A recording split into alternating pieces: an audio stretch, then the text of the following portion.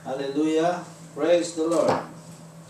Ang message natin sa araw na ito ay tungkol sa Kapaskuhan. Ang message para sa atin ito ay kapanganakan ng Panginoong Hesus. Ang ibig sabihin ay kaligtasan, freedom, kalayaan ng pagkakabihag sa atin ng dyablo dahil tayong lahat ay nagkasala.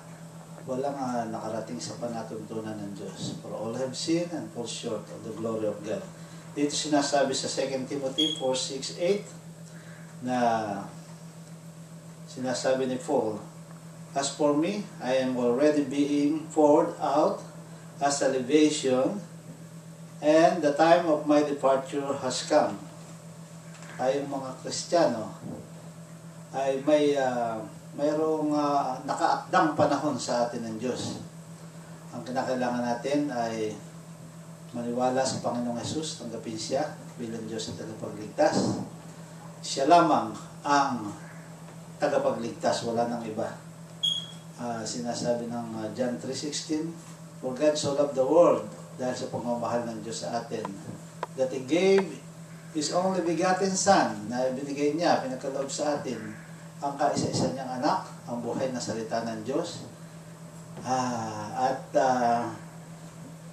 For all have sinned and fall short of the glory of God, that whosoever believeth in Him, kung tayo maniniwala sa Kanya, na Siya at ang Diyos ay iisa, na Siya ay Diyos, na Siya ang tagapagligtas, na Siya ang buhay na salita ng Diyos, tayo ay maliligtas.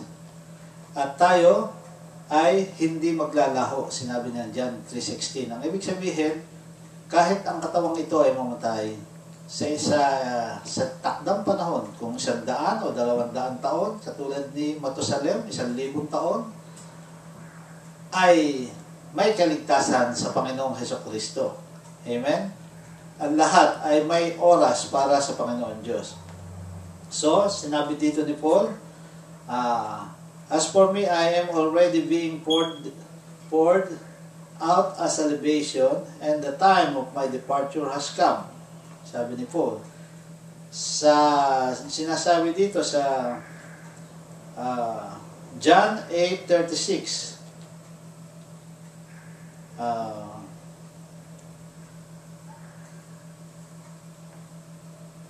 "If the Son makes you free, you will be free indeed." Sinasabi dito. Praise the Lord. Kung ikaw ay tatanggap sa Panginoong Hesus, kung ikaw ay maniniwala sa Kanya na Siya ang Diyos tagapagligtas, ikaw ay malaya na. Sinasabi ng Panginoong Hesus. At kinakailangan tayo magpatuloy. Sinasabi niya dito sa John 8:32, "And you will know the truth, and the truth will make you free." Kinakailangan magpatuloy tayo sa Kanyang salita. Kinakailangan pag-aralan natin ng Kanyang salita para tayo ay ma-approve. Study to show thyself, approve unto God. Workman need not to be ashamed, rightly dividing the word of truth. Kinakailangan ay approve tayo sa Diyos. Kung basta na lang tayo nananampalataya na walang gawa, ang pananampalataya natin ay patay. Kinakailangan ang pananampalataya natin ay may gawa. Patuloy tayong mag-aaral ng salita ng Diyos, ipabuhay natin, ibahagi natin sa bawat tao, at bayaan natin ang tao ay kumilala at makakilala sa Panginoon Diyos at sa Panginoong Jesucristo. Ito ang kaligtasan. Amen?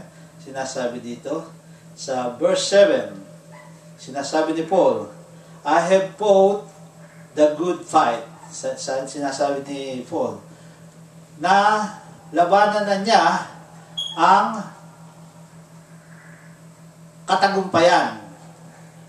I have fought the good fight of faith. Sinasabi niya, ang pananampalataya niya ay nalabanan niya ng walang katinag-tinag, sa hirap man pagtitiis. Si Paul ay nagtagumpay. Approve siya sa Diyos. Sinasabi dito na fight the good fight of faith sa 1 Timothy 6:12. Sabi dito, fight the good fight of faith. Kinakailangan ang faith natin ay may gawa. Kinakailangan lumaban tayo. Gamitin natin ang kapangyarihan ng Diyos, ang salita ng Diyos, sa pangalan ng Panginoong Hesukristo. Hallelujah. Praise the Lord. Ang sabi pa ni Paul, I have finished the race.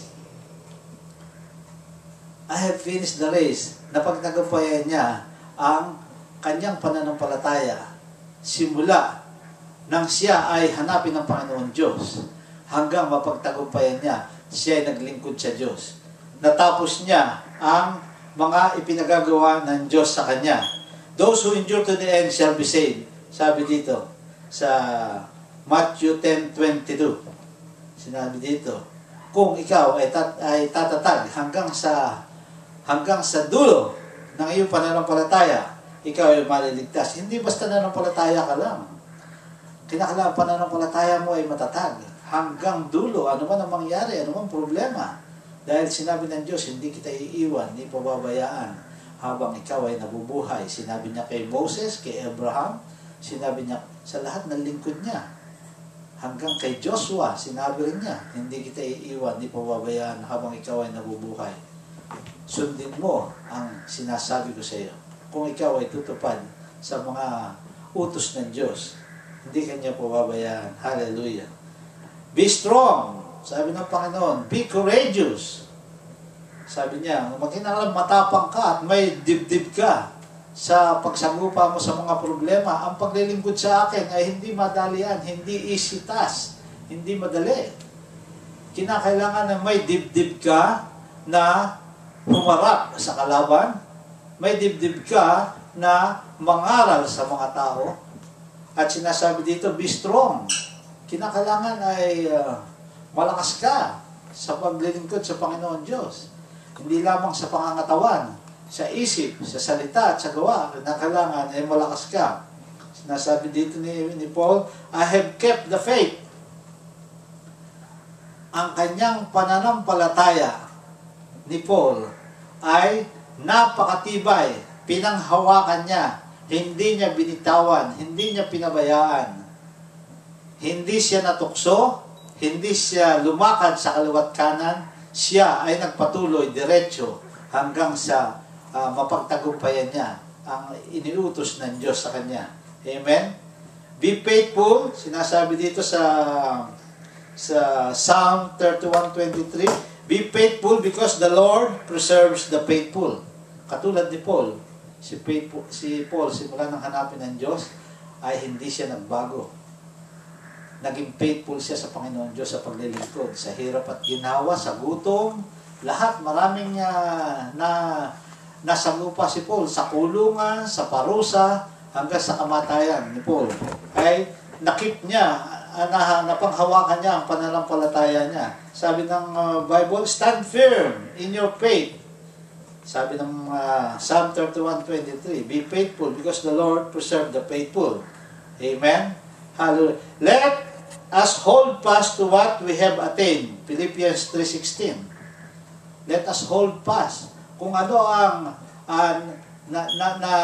na-attain natin, nakuha natin, na pinagkaloob ng Diyos sa atin sa pamamagitan ng Kanyang salita, sa pamamagitan ng Espiritu Santo, panghawakan nating mabuti ito. Sabi ng Philippians 3:16. Dahil ang Panginoon Diyos ay malapit nang dumating. Sinasabi ng Revelation 22:20, I am coming soon.